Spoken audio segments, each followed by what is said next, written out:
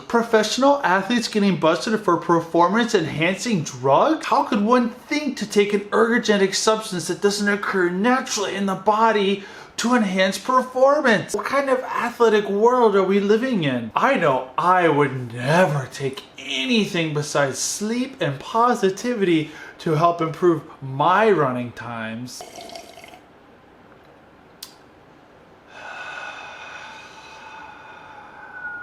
Today I want to talk about caffeine, how it affects performance, why one might consider taking caffeine or not taking caffeine.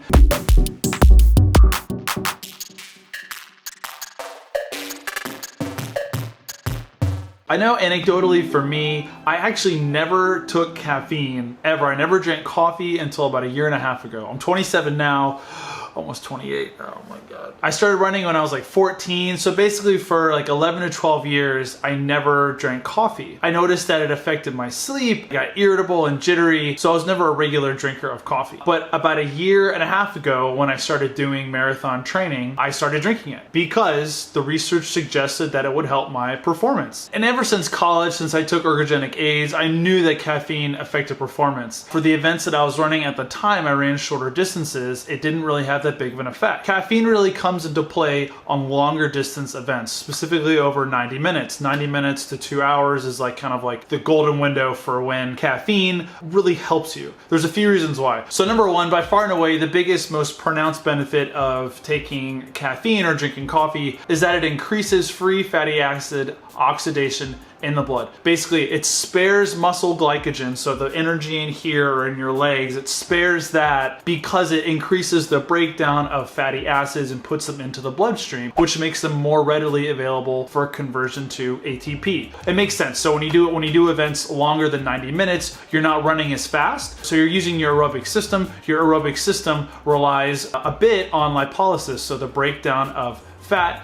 into energy. So that kind of makes sense. Caffeine more or less kind of enhances that. Okay. The second is that it can delay fatigue through affecting the central nervous system. So basically it can block adenosine receptors, which in turn delays the fatigue on your central nervous system. So you can kind of like push yourself a little bit. There was one study I found that the final burst of a 1500 meter race, they were able to kind of go a little bit harder. Another cool study I found, it increased run time to exhaustion without bringing down blood lactate, which basically means that they were working just as hard, like their blood lactate concentrations were just as high as the control group, but they were able to run further or longer, which I thought was pretty cool. Some considerations: caffeine is a diuretic, which means that it's going to cause you to lose water, usually through urination. You would think that this would negatively affect your performance in longer endurance events. I found a cool study that said that there was actually no significant change on sweat loss nor blood plasma concentrations. So basically the effects of losing water that you would think about weren't that pronounced. What's interesting is that it is an IOC, International Olympic Committee,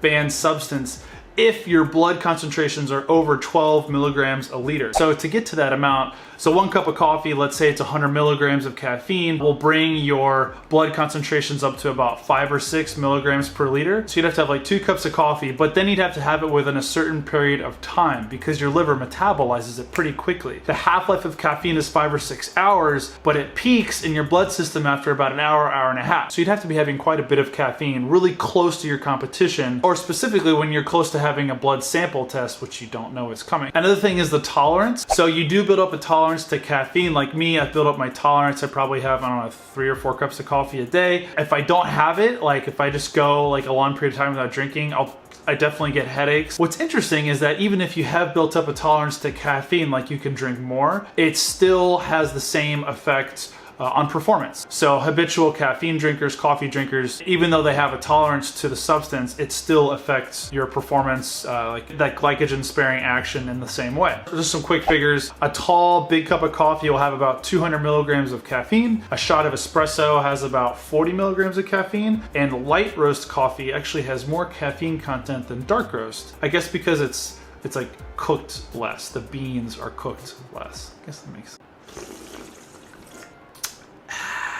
So my recommendation, I don't have one. I'm not a doctor, so any information I've presented thus far is not meant to diagnose, treat, prevent, or cure any disease or illness.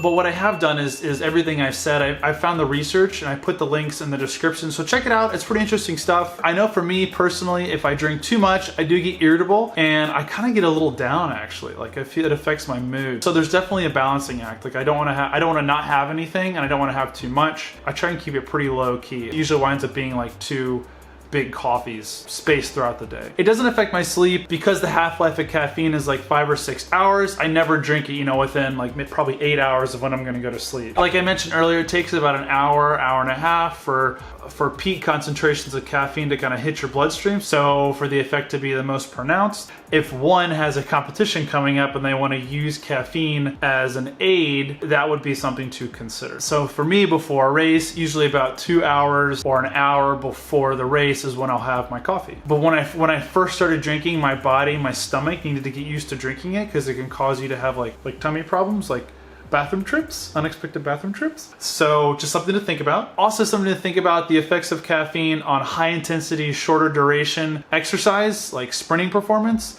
Really wasn't that pronounced if affected at all. It is like for sure meant to be used or best used during a longer duration endurance-based activity. During my last most recent marathon, I took, I think 6 goo packs. I want to say 2 or 3 of them were these.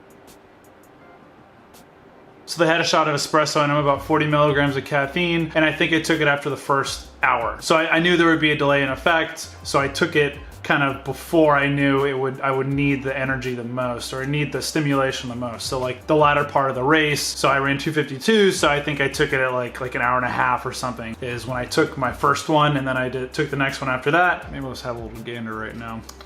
Okay, that's all I got on that. Thank you guys so much for watching. Please leave a like if you enjoyed, hit the subscribe button below, and then I'm gonna be starting a Patreon channel or a page where people can go and donate if you so choose, if you so desire. If you wanna donate or champion me a little bit monetarily, that would be super cool. I would appreciate that tremendously. I'll put a link in the description and cruise on over there if you'd like. All right guys, thank you so much for watching and I will see you tomorrow. Bye.